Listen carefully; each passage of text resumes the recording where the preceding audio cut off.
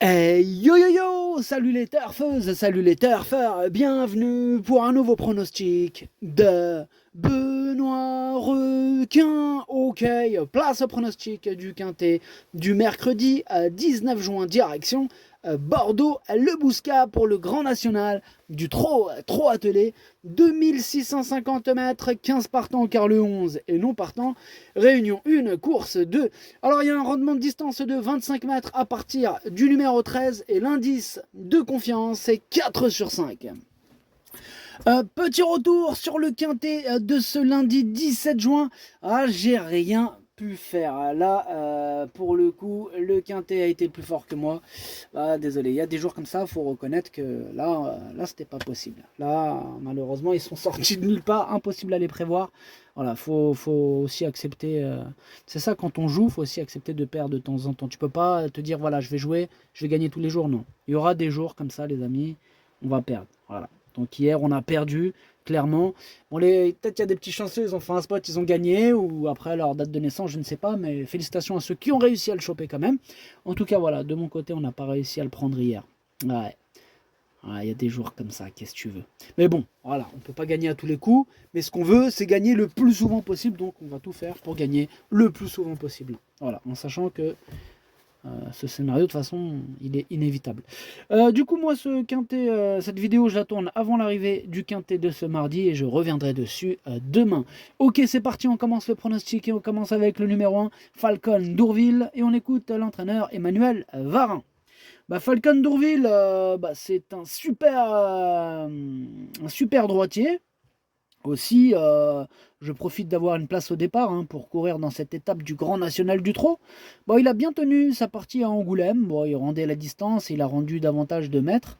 Il affronte un lot relevé, mais il est en forme. Il faut tenter le coup, il peut accrocher une place. Il peut accrocher une place, nous dit Emmanuel Varin. En tout cas, ce numéro 1, pour ma part, je ne l'ai pas retenu. J'en ai préféré d'autres. Voilà, il sera à l'affût de la moindre défaillance pour les amateurs de champ réduit, coup de feeling, coup de poker, pardon, les amateurs de cotes. Voilà, question de feeling. J'ai pas de liste de casseurs de tickets repérés à vous présenter aujourd'hui. Donc voilà, j'en ai pas fait. J'ai que des listes où j'en ai écarté ou voilà, champ réduit, mais pas de casseurs. Mes deux gros casseurs seront les deux gros regrets. Donc on passe au numéro 2, Futur du Chêne, et on écoute Simon Laloum. Simon Laloum. Futur du Chêne, il a connu un problème de vaccin fin avril, il n'a pu être présenté. Il a fallu patienter ensuite. J'ai rattrapé le forfait lundi matin. Il court bien sur la fraîcheur. Bon, maintenant l'opposition est sérieuse. Sérieuse. Comment dirais-je, il court bien sur la fraîcheur. Ouais, non, je me répète, pardon. Ouais, j'ai sauté une ligne, je suis remonté d'une ligne. Enfin bref, on ambitionne une petite allocation avant coup. Il est bien tonique, affiche souplesse, évoluera déféré des 4 pieds. Ok, merci. Simon Laloum. Ce numéro 2, il est dans le même cas de figure. En tout cas, je le mets dans le même cas de figure que le numéro 1, le précédent cité. À savoir, je le retiens pas. Question de feeling, amateur de champ réduit, en cas de défaillance et avec un excellent parcours, il en faudra pour qu'il arrive. Mais bon, c'est possible, tout peut arriver. Ok, l'indice de confiance est de 4 sur 5, mais ça ne veut pas dire qu'il peut y avoir des disqualifications en tout genre, c'est du trop attelé. Quelque part, c'est possible. On passe au numéro 3, Fly to the Moon, et on écoute Stéphane Provost. Fly to the Moon, il est bien. Bon, sa rentrée à réclamer à Vincennes est assez bonne. Il a bien plu à Mathieu Abrivard. Il se retrouve progressivement après avoir connu quelques ennuis de santé. Ici, l'opposition est forte, mais il peut espérer accrocher une petite allocation. Pareil, ce numéro 3, lui non plus, je l'ai pas retenu. Attention par contre, lui, c'est un regret. Donc, il fait partie des deux seuls qui, à mes yeux, peuvent espérer troubler la fête assez, dirais-je, avec quelques guillemets, assez sérieusement. Mais vraiment, avec un excellent parcours et quelques défaillances. Sinon, je vois pas comment il va terminer celui-là. Voilà, c'est mon deuxième cheval de complément canon partant, attention. On passe au numéro 4, Épistolaire. On écoute Franck Marty. Épistolaire a encore bien tenu sa partie dans le Grand Critérium de vitesse à Toulouse. Il a désormais 3 courses dans les jambes après avoir été arrêté cet hiver et a retrouvé son meilleur niveau. Nos ambitions seront évidemment assez limitées face à de tels rivaux, mais il n'est pas incapable de prendre une petite allocation à l'issue d'un déroulement de course favorable.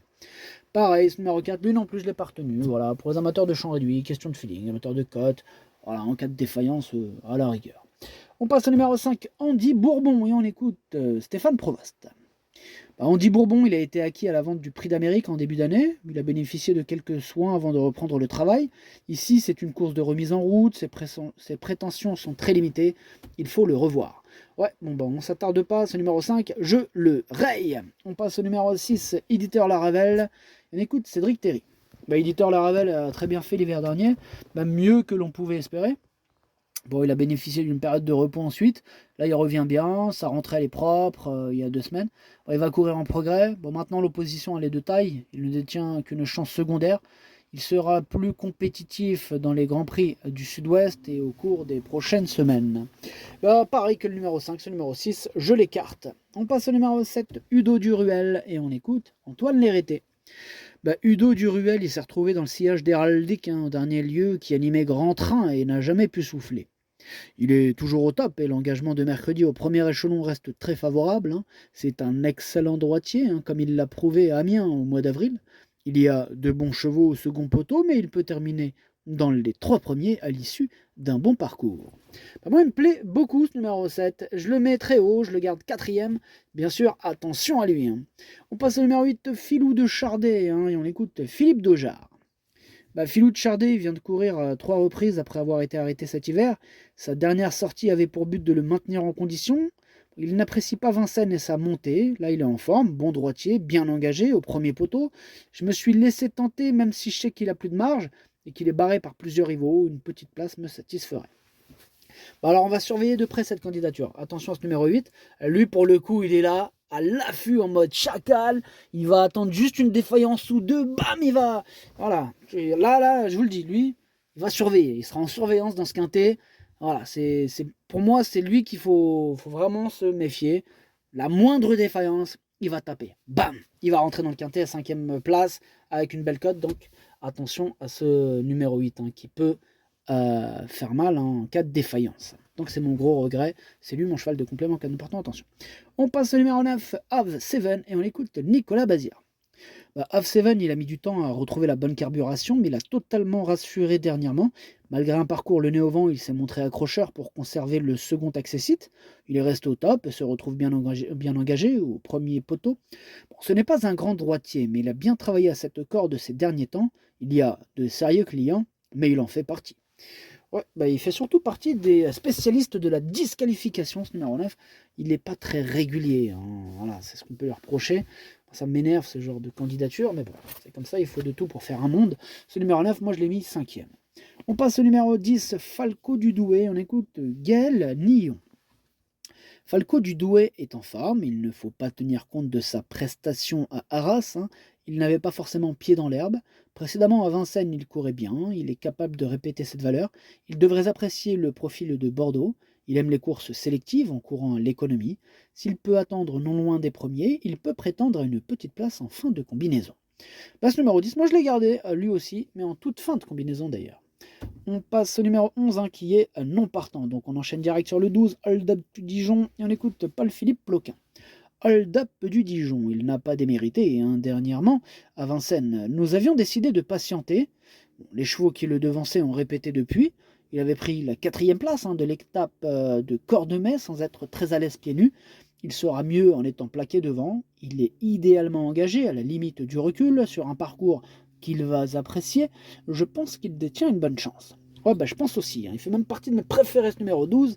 Je pense qu'il peut faire très mal et je le mets 2e. On passe au numéro 13, Y de Seillan, et on écoute Christophe Jariel.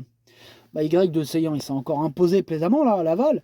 Il ne cesse de me surprendre en franchissant les paliers. Cette fois, les données changent puisqu'il doit rendre la distance. Il va se plaire sur ce grand anneau et la corde à droite ne va pas le déranger. Alors certes, sa tâche se complique un peu, mais il se surpasse toujours. Pour gagner, il faudra que tout se passe bien, mais il peut terminer dans les 3. C'est clair, Y de Séan, là, il est dans une forme olympique, il enchaîne les victoires au plus haut niveau, enfin au niveau qui nous intéresse, pardon. En tout cas, moi, ce numéro 13, c'est tout simplement lui mon préféré, même en rendant la distance, je pense qu'il peut tous les battre. On passe au numéro 14, Hidalgo Desnoé, on écoute Stéphane Provost. Hidalgo Desnoé, il n'a surtout pas démérité à Laval. Il trotte une 12-1 alors qu'il rendait la distance. Il a néanmoins dû se contenter de la 7e place. Bah là, le lot, il s'est progressivement creusé. Aussi, je me laisse tenter par cette étape. Bon, il faudra rendre la distance à un cheval comme Iwirock, hein. Si pour la victoire, ce sera compliqué, il peut prétendre se placer. Bah, moi, ce numéro 14, je l'ai gardé lui aussi, mais plutôt en fin de combinaison. On passe au 15, Floréal. On écoute Robin Bouvier. Bah, Floréal, il court ni bien ni mal, hein, dernièrement à Vincennes. Bon, faut dire qu'il n'avait pas eu de course de rentrée dans les jambes suite à l'annulation là, du trophée vert à Bernay. Cette tentative lui a fait du bien, hein. Il me paraît revenu au mieux. Ce n'est jamais facile, évidemment, de rendre la distance, hein. Euh, mais il a toujours bien couru sur cette piste. Alors, malgré la présence de bons chevaux, il a sa place dans le quintet.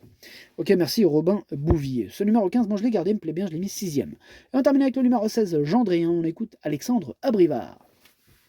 Gendréen, il a réalisé un excellent chrono là, dans un très bon lot à Vincennes alors qu'il rendait la distance. Bon, précédemment, on cherchait la meilleure configuration de ferrure. Il s'élance mieux là en étant déféré des antérieurs. Bon, s'il répète sa dernière sortie, il doit jouer un très bon rôle, hein. Il ne rencontre plus de tâches faciles et rend la distance à Wheelock, mais il a sa place parmi les 4 premiers.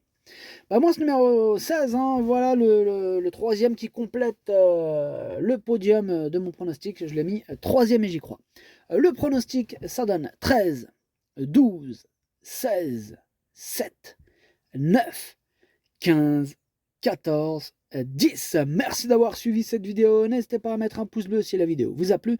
Pour accéder à tous mes tickets pour la course du Quintet, rendez-vous directement en description de la vidéo. À jouer avec modération. Bonne chance. Chopez-le moi. Ciao.